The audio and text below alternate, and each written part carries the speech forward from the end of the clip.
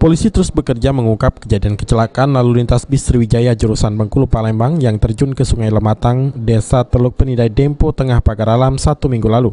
Pihak Direktorat Lalu Lintas Polda Sumsel telah meningkatkan proses hukum kejadian bis Sriwijaya ke tingkat penyidikan. Namun pihak penyidik Direktorat Lalu Lintas Polda Sumsel belum memutuskan tersangka. Rencananya pada hari Jumat mendatang, penyidik Direktorat Lalu Lintas Polda Sumsel akan melakukan gelar perkara terkait kejadian tersebut dengan Kapolda Sumsel. Kasus laka itu sudah naik, Pak, ya, untuk kasus lakanya ya, lakanya. sudah melakukan tingkat penyidikan. Hari Jumat akan dipimpin oleh Pak Kapolda, kita akan gelar perkara. Gelar perkara untuk menentukan, Pak. Jumat nanti gelar perkara dipimpin oleh Pak Kapolda.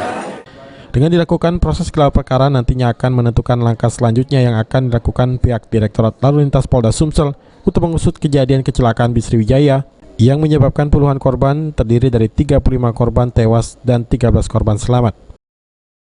Firman Hidayat, PAL TV.